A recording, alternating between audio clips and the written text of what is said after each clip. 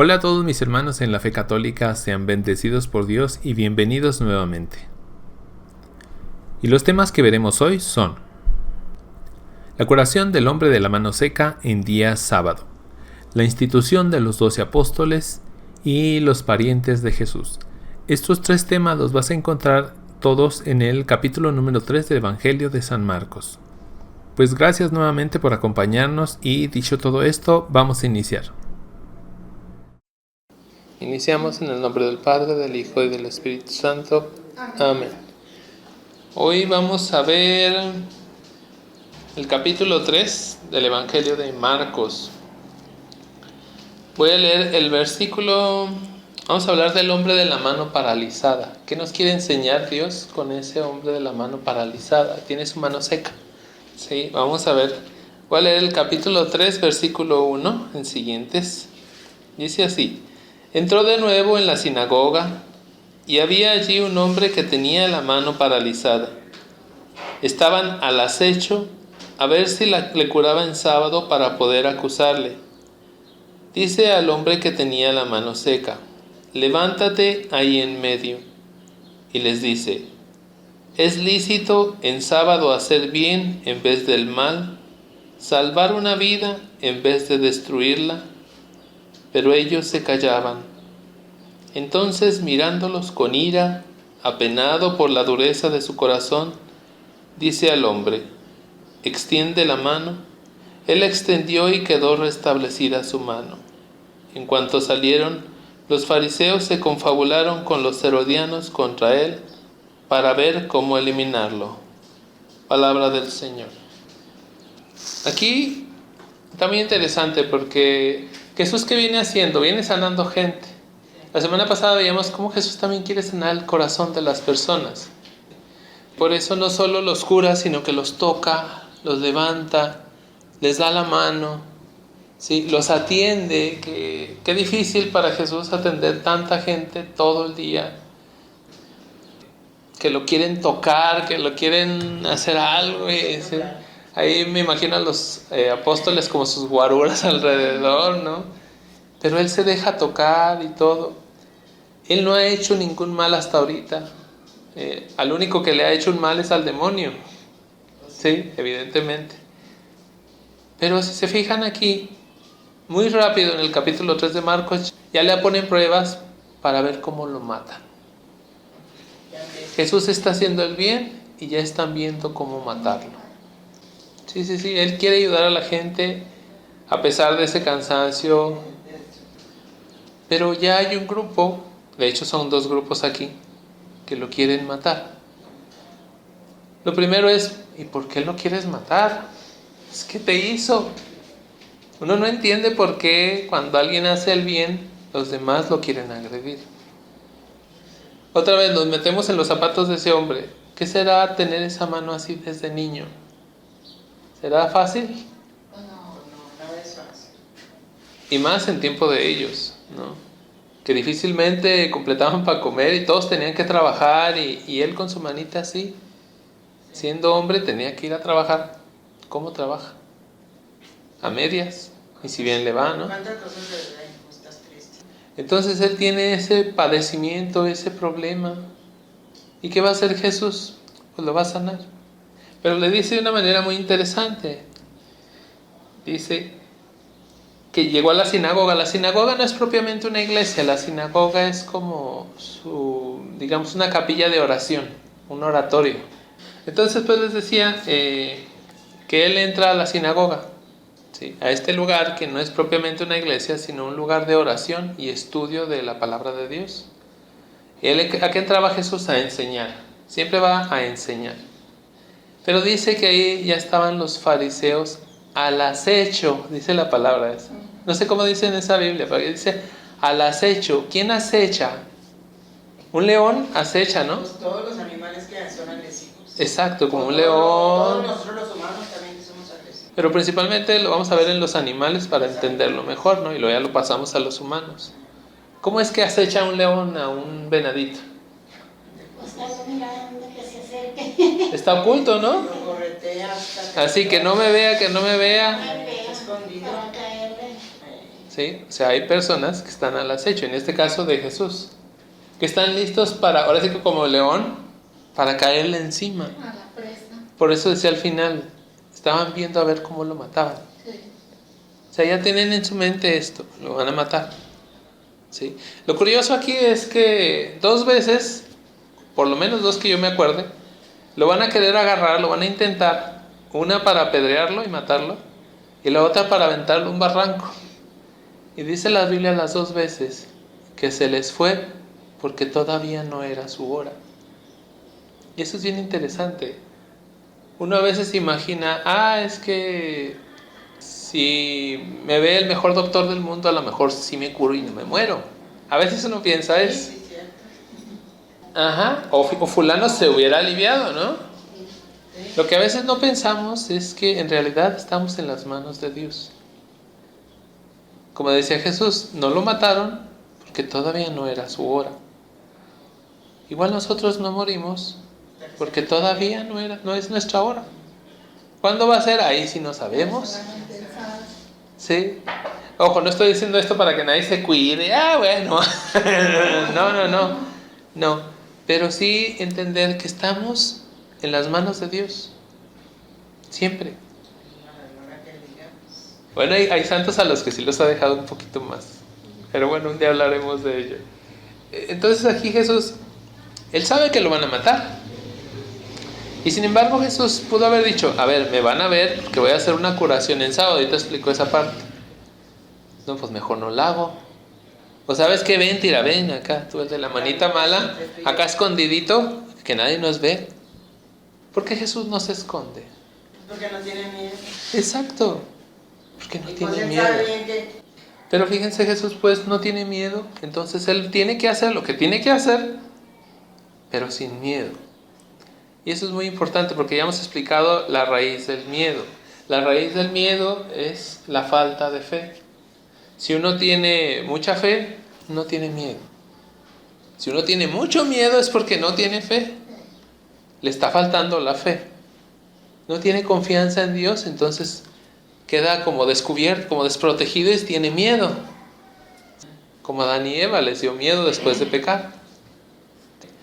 El punto es que dice que estaban al acecho. ¿Por qué? Porque iba a curar a un hombre el día sábado. Decíamos la semana pasada, creo, que para ellos el sábado es como el domingo para nosotros.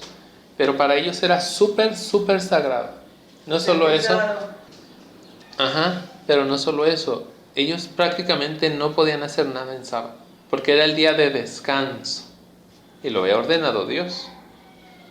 Entonces, si era el día de descanso, ellos podían hacer muy poquitas cosas. De hecho, tenían los pasos contados. Entonces, esa era como una ley así que Jesús, pues, bueno, y lo va a decir ahí. El versículo 3, dice al hombre que tenía la mano seca, levántate ahí en medio. Estaba en medio de tanta gente. Ya vimos que está rodeado de muchísima gente Jesús. Dice, levántate. Yo creo que estaba, no sé, sentado en el suelo o algo. El hombre se levanta, ¿sí? Y queda en medio de toda la gente. Les voy a preguntar esto, ¿es lícito, o sea, legal, se vale, dice, ¿es lícito en sábado hacer el bien en vez del mal? ¿Salvar una vida en vez de destruirla? Porque hay muchas cosas que no son legales en sábado, que no se pueden hacer en sábado.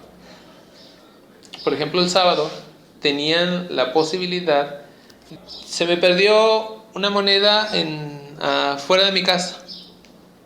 Entonces se le daba permiso de salir, dar unos pasos y tomar esa moneda. Entonces había un truco que hacían ellos. El viernes por la tarde, si tenían que ir a algún lugar, iban poniendo moneditas cada determinada distancia. Entonces, voy por mis monedas. Entonces iban agarrando sus monedas. Y no estaban haciendo algo malo, ni ilegal, pero en realidad estaban torciendo la ley. ¿Sí? Era trampa. Era trampa. Pero no estoy faltando a la ley porque estoy recogiendo monedas. Son mías. Yo tengo derecho. Según ellos. Entonces, al final, pues a Dios uno no lo puede hacer tonto. Pero Jesús, muy listo aquí, les pone una pregunta que ellos no saben qué contestar. ¿es lícito en sábado hacer el bien en vez del mal? Y se quedaron callados. Porque si decían, no, pues sí se vale hacer el bien, porque pues Dios quiere eso, ¿verdad? ¿Es lícito en sábado hacer el bien en vez del mal? ¿Salvar una vida en vez de destruirla? Entonces ellos se quedan así. Si le decimos que sí se vale hacer el bien, entonces va a hacer cosas y eso está prohibido en sábado. Entonces si le decimos que no, entonces va a decir, entonces hay que hacer el mal. Pues tampoco. Entonces ¿qué hicieron? Se quedaron callados, no supieron qué contestar. Es que el bien no estaba prohibido. Ellos habían torcido tanto la regla que ya se habían hecho sus propias reglecitas. Los fariseos, los fariseos son un grupo de judíos que eran los que decían ellos que ellos sí cumplían los mandamientos. Además que los judíos no tenían propiamente 10 mandamientos, tenían varios cientos de mandamientos. Primero, para aprendérselos todos, si uno con 10 no se lo sabe, aprenderse 200, 300 mandamientos, ellos se suponía que ellos se los sabían todos. Pero ¿por qué Jesús se peleaba tanto con ellos? ¿Se acuerdan? Que les decía falsos, hipócritas, fariseos. ¿Sí? ¿Por qué? Porque ellos le decían, eso no se puede hacer. Ellos llegaban a su casa y lo hacían. Les valía gorro. Estás mal ahí, estás mal. Exacto. Estás mal en eso, Eso no lo permite Dios, Y si van a su casa... No, a la gente. Jesús se lo están señalando, se lo van a señalar. Tú no puedes curar gente ahorita. Entonces la dijo que se muera. Se quedaban callados, ¿no? Porque no sabían qué contestar.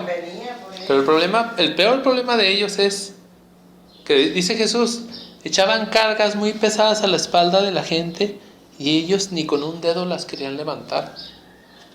Ese es su problema.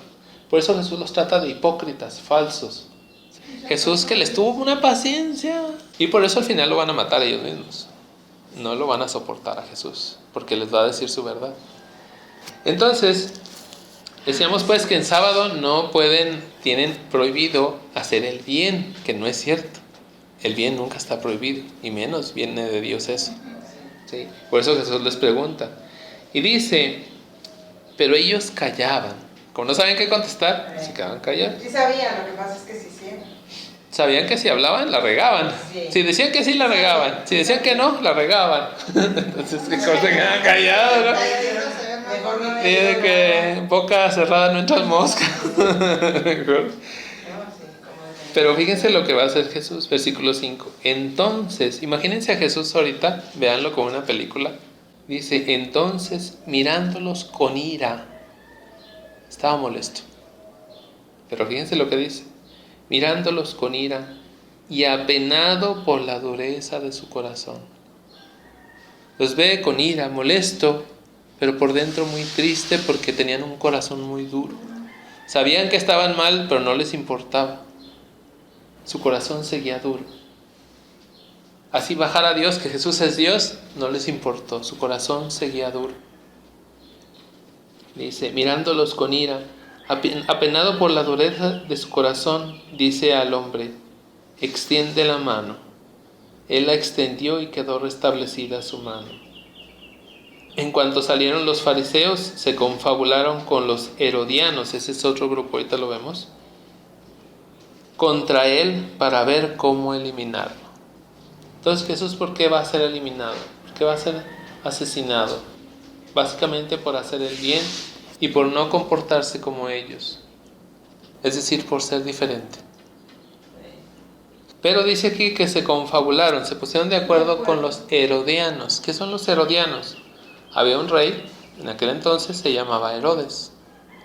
Estos que son los fariseos son gente religiosa, de iglesia. Pero pues si eran religiosos y todo lo que Ellos, decían. sí, eran de la gente buena, sí, de la gente santa, ¿sí? Y ya están pensando en cómo matarlo. O sea, ¿santos de dónde? No podían, Jesús no puede curar a un enfermo, pero ellos sí pueden pensar cómo matar a Jesús. Pues lo que les decía. Ellos a los demás sí les señalaban sus errores, pero ellos no. No, porque nosotros somos los buenos, ustedes son los malos. ¿Hasta dónde llega la maldad humana? Y disfrazada de bondad o de bien. porque ellos son los buenos. Esta es la paradoja, lo que uno no entiende es cómo dices que Jesús no le puede sanar su mano a un hombre que toda su vida ha sufrido con esa mano. Porque es sábado, no se puede hacer nada en sábado, y tú sí estás planeando con los otros cómo matar a Jesús. Eso sí se puede. Y se ponen de acuerdo con los herodianos. Los herodianos son pues gente del rey Herodes. Son políticos, y no solo son políticos, son asesinos, son de lo peor.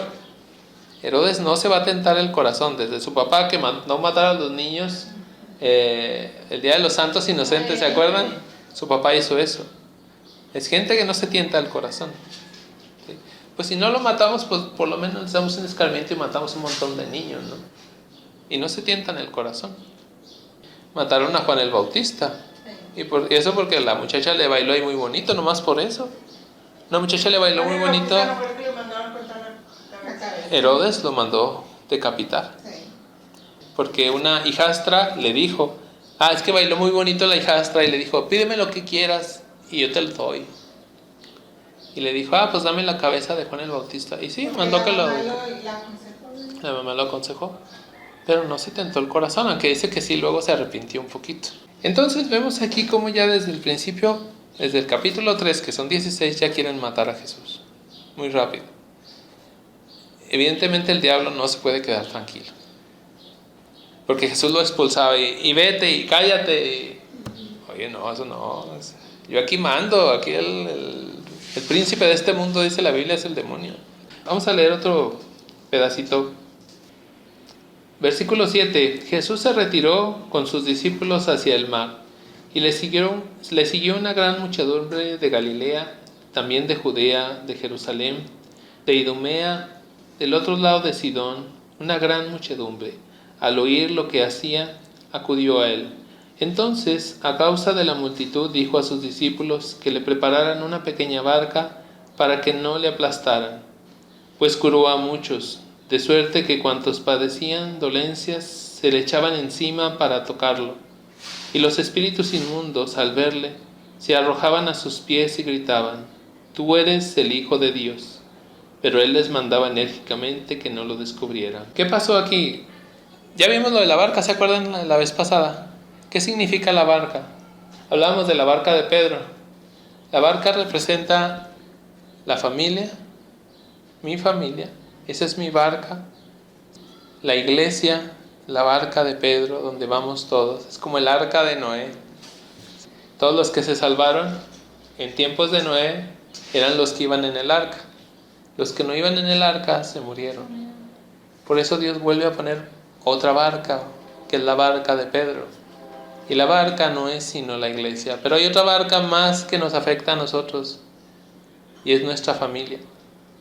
La veíamos en Mateo, cuando se viene la tormenta y la barca se mueve así. Que la comparábamos ¿y cómo está tu barca? ¿Cómo está tu familia? ¿Cómo se mueve tu barco? Para un lado, para otro. Se mueve muy feo, ¿no? Entonces Jesús manda que le preparen una barca. Dice, aquí vamos a empezar a ver el misterio de la iglesia. ¿Qué es la iglesia? No es cualquier cosa, no es el edificio en sí. Esta es la iglesia, pero también es el templo, ¿no?